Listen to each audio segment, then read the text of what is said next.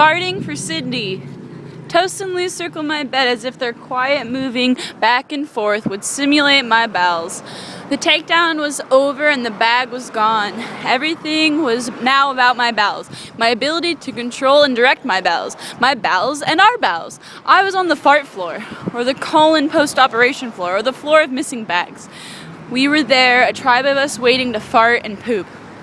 I met them in the hall, this middle-aged, overweight male executive, followed by his exhausted wife, the older, perfectly made-up, buxom, blonde woman with a younger, skinny man following her in a wake of perfume.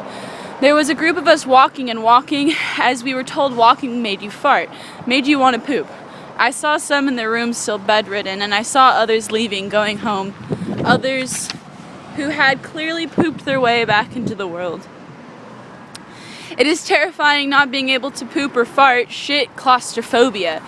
Everything's stuck inside you, and there's no way it will get out, and eventually you just explode. I was honestly scared. Scared the operation had failed, scared nothing would ever work again, and I would need another bag. I could tell Lou and Toast were scared too. They were on fart alert. Each morning they would arrive with great anticipation, and I would shake my head. No farts. Not even a shot of wind. It was going on too long. Then they sent me Cindy, the fart deliverer. She went room to room. She was very large, determined, and strong. The first time she came, she told me, "Farts are music to my ears. I welcome farts. That's why I'm here. Do not be embarrassed. Give me your fart." I tried to imagine them saying something like this in Africa or Paris. It was so American. Give me your tired, your poor, your farts. Sydney knew all kinds of positions and tricks, places to press and pull. I surrendered to her big hands as she lifted and turned me about. I could feel she was gifted, but my new redirected colon with shallow homemade rectum was having none of it. Cindy, fart massager, came every day at 3 p.m. I tried to imagine her life, bringing down the fart, finding the perfect place or exact right moment when the colon relaxed and the newly built body released. I honestly think it was my need to please Cindy that brought on my first slight pass of gas. It was her 4th visit, and I could tell she was frustrated. She took her work seriously. Cindy was a volunteer. The fact that she didn't get paid for her fart work escalated my need to please her. If anything has kept my faith in humans, it is not the grand inventors or visionary poets or brain surgeons or even the Gandhis of this world.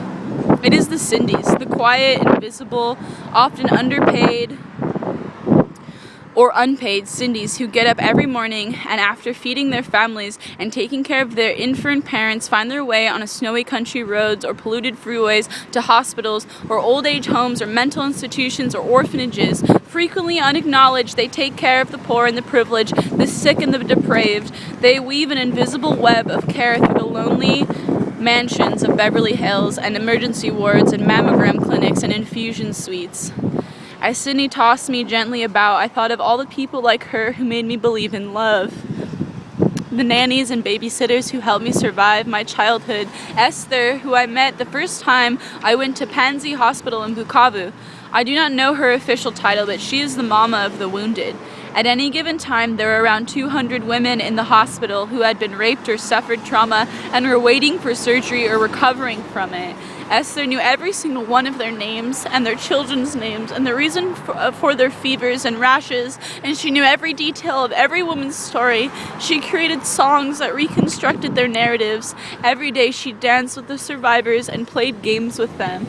She transmitted her spirit into the broken, and each day they got stronger. I thought of Miss Pat, who saved her church after Katrina so she could serve gumbo to the homeless. Of Diane and Regina and the nurses at the Mayo. As I lay there, Sydney had worked up a sweat. She was gently pressing my lower abdomen. When the world is right, it will be the unpaid and unsung people like Cindy who will be the honored ones. The ones who get paid the most, and they will sit at the big table. When the world is right, it will be these invisible people who we see and cherish. I open my eyes and I see Cindy's face, and I know she's only here to help me get better. She has no other reason or agenda. She's so concentrated and so kind. I get seriously choked up, and this distracts me, and suddenly, out of nowhere, there is a little pop, a breaking out of what is indeed a fart.